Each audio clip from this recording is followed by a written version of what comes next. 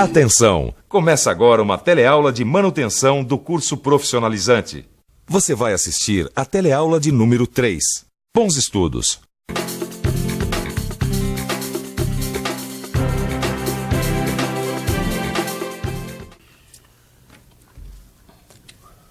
Caminho crítico, diagrama de Gantt, espinha de peixe.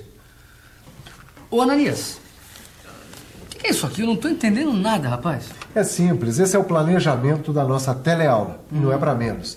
Planejamento da manutenção. É esse o assunto da nossa teleaula de hoje.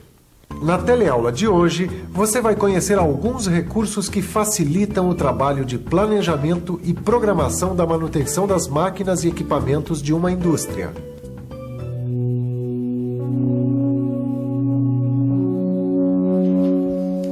Nas últimas teleaulas, você viu os vários tipos de manutenção de uma indústria. Mas será que você parou para pensar nos riscos que podem acontecer na hora H? Naquela hora em que não tem mais jeito e em que as máquinas e os equipamentos precisam parar para manutenção? A resposta aparentemente é simples: perda de tempo e dinheiro. Justamente para que isso não ocorra, o planejamento procura equacionar o problema de modo que a parada de produção represente o menor prejuízo possível. Bom, pelo que eu entendi do seu planejamento para a nossa teleaula de hoje, o primeiro assunto que a gente vai ver é a rotina, é isso? É isso aí. A gente vai conhecer o planejamento da manutenção desde o seu início. Com certeza, tudo começa pela chegada das requisições de serviços para a manutenção. Chegando uma requisição de serviço, a equipe começa a trabalhar. O primeiro passo é definir qual é o serviço e como ele vai ser executado. De posse dessas informações, os técnicos podem definir que grupos vão participar do serviço e que ferramentas ou materiais vão ser utilizados. Enfim, tudo o que será necessário para a realização do serviço de manutenção. O resultado prático dessas decisões é registrado em documentos. Um plano de operações, uma lista de materiais que será enviada para o estoque ou, se for o caso, para o setor de compras, várias relações e ordens de serviço. Mas se para executar o trabalho são necessários estudos especiais, será que existem outros procedimentos que precisam ser seguidos? Bom, quando há necessidade de execuções de projetos ou quando o orçamento é maior do que o esperado, o setor de planejamento requisita os serviços da engenharia de manutenção. Essa providencia os estudos necessários e verifica a viabilidade econômica. De posse de todas as informações necessárias, o planejamento envia o plano de operações para o setor de programação. Lá é feito um cronograma e os programas de trabalho. E a manutenção finalmente é realizada. Pois é, um bom planejamento de manutenção começa com um bem elaborado plano de operações. O plano de operações nada mais é do que um registro do planejamento de todas as operações que vão ser realizadas na manutenção ou no conserto de uma máquina ou equipamento, tendo sempre como meta, é claro, um mínimo de perda de tempo e de dinheiro. Confira só no nosso arquivo.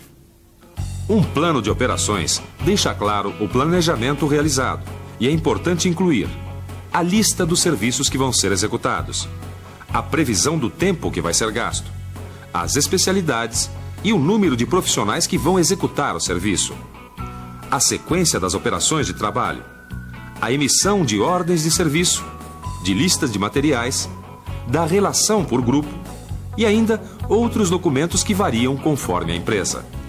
Viu só? Que uma manutenção envolve um monte de coisas e de pessoas. É isso mesmo, Caio. Mas como é que essas pessoas ficam sabendo de maneira clara qual é a sequência dos trabalhos? A resposta está aqui, ó. Diagrama espinha de peixe.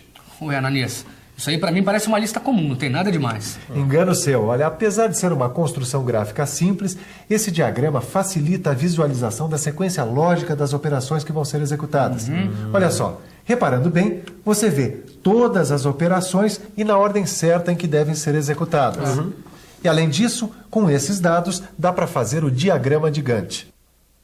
Observando as barras desse diagrama, fica fácil perceber a dependência entre as tarefas que vão ser executadas. Ou seja, qual atividade tem que ser realizada antes, qual atividade que tem que ser realizada depois.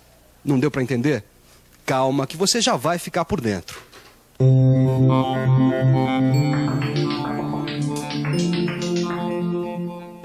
O diagrama de Gantt é elaborado a partir de uma tabela com as tarefas, as relações de dependência entre elas e o tempo que cada uma delas vai levar para ser executada.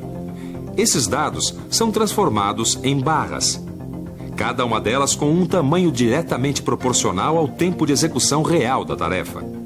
E para facilitar o entendimento do diagrama, observe que o começo de cada tarefa está indicado no fim da tarefa da qual ela depende para ser executada.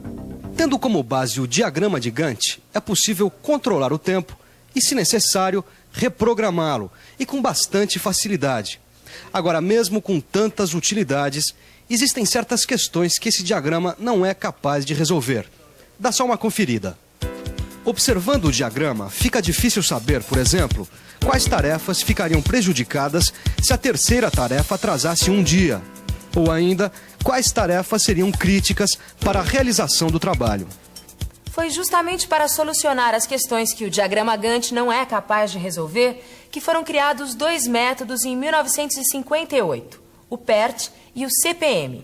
O PERT, Program Evolution and Review Technique, quer dizer Programa de Avaliação e Técnica de Revisão. Esse programa foi desenvolvido pela NASA com o objetivo de controlar o tempo e a execução de tarefas que seriam realizadas pela primeira vez. E o CPM, Critical Path Method, ou melhor, Método do Caminho Crítico, foi criado na empresa norte-americana DuPont, com o objetivo de realizar as paradas de manutenção no menor prazo possível e com um nível constante de utilização dos recursos. Calma. Antes de vocês começarem a fazer perguntas, pode deixar que eu explico. O PERT e o CPM são dois métodos praticamente idênticos, só que as empresas usam mais o CPM. Dá só uma olhada. Esse gráfico aqui, ele é montado com flechas, círculos numerados e linhas tracejadas. Tá bom, mas o que são essas flechas, círculos e traços? Essas flechas, círculos e traços indicam, na verdade, as operações que vão ser realizadas, a atividade imaginária e o ponto crítico. Calma que eu explico. Olha, o diagrama de flechas é um gráfico. Cada flecha indica uma operação. A cauda indica o início e a ponta o final da operação. Agora eu entendi. As flechas são usadas para indicar as relações entre as operações. É isso aí. Assim, o pessoal da manutenção, quando olha um gráfico desses, sabe qual operação deve vir no início, quais as operações podem ser feitas ao mesmo tempo e qual deve vir no final. Tá bom, o diagrama de flechas deu para entender. Mas e essas flechas tracejadas aqui? As flechas tracejadas são usadas para facilitar a identificação da dependência entre as operações que vão ser executadas. Elas são chamadas de operações imaginárias. Dá só uma olhada nesse gráfico. Por exemplo, pode-se perceber que a operação W deve ser realizada antes que a operação Y. K deve preceder Z e Y deve vir depois de W e K. Se a gente imaginar que essas operações são tornear, montar ou testar uma peça, dá para concluir que cada uma delas requer um tempo de execução, enquanto que a atividade fantasma é um ajuste do cronograma. Ou melhor, depende apenas da programação. Até agora você viu como as operações e a relação de dependência entre elas são identificadas no CPM. Bom, mas e o tempo? Ou melhor, está faltando um dado essencial para o planejamento, o tempo das operações. E ainda, além do tempo, que é indicado na seta, outro dado muito importante é o nó ou evento. O nó é apresentado com uma numeração aleatória em círculos desenhados no início e no final de cada operação. A grande diferença entre o tempo e o nó é que o nó é um instante, ou melhor, é um limite entre o início de uma atividade e o final de outra. Tá tudo bem, Ananias, mas e daí?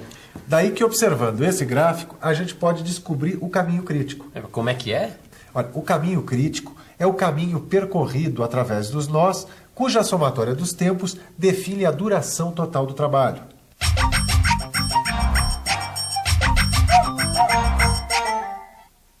Através do caminho crítico, é possível saber a duração total do trabalho e ainda a folga das tarefas que não afetam o término do trabalho. No caso desse CPM, por exemplo, existem 3 caminhos de atividades levando o trabalho do evento 0 ao evento 5. A, B, D, F, com duração de 11 horas. A, C, E, F, com duração de 9 horas.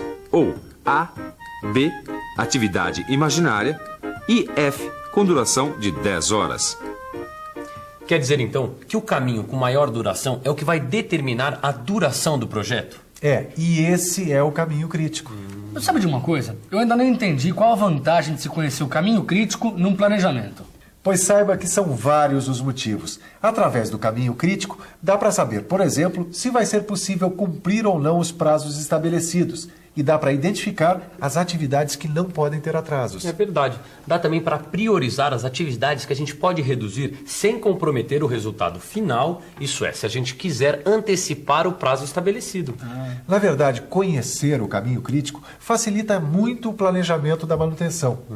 No seu livro de estudos, você vai conhecer todas as vantagens de se fazer o CPM. Se a gente resumir todas essas vantagens, o importante é que, conhecendo o caminho crítico, a gente pode balancear todos os recursos envolvidos na manutenção, principalmente a mão de obra. Afinal, o departamento de manutenção tem funcionários fixos e as atividades deles precisam ser bem planejadas para que sejam evitados momentos sem trabalho e momentos com excesso de trabalho, ou ainda, se for o caso, contratar serviços externos ou aumentar o quadro de pessoal. Bom, se você ainda está em dúvida sobre a importância do planejamento de manutenção, o jeito é revisar. E atenção, se liga aí que é hora da revisão. Na teleaula de hoje, você viu que um plano de operações inclui, entre outras coisas, um diagrama espinha de peixe, um diagrama Gantt e um PERT-CPM. Viu que o diagrama espinha de peixe permite uma visualização bastante rápida da sequência lógica das operações. Viu que o PERT-CPM foi criado para resolver questões que o diagrama Gantt não pode solucionar. E viu que o CPM possibilita o planejamento das atividades com o menor número de paradas, no menor prazo possível e com um nível constante de utilização dos recursos. É isso aí. Meu planejamento dessa teleaula acaba por aqui. Agora, como num bom planejamento, é hora de você colocar a mão na massa. Ou melhor, de estudar para melhorar os seus conhecimentos. Até a próxima!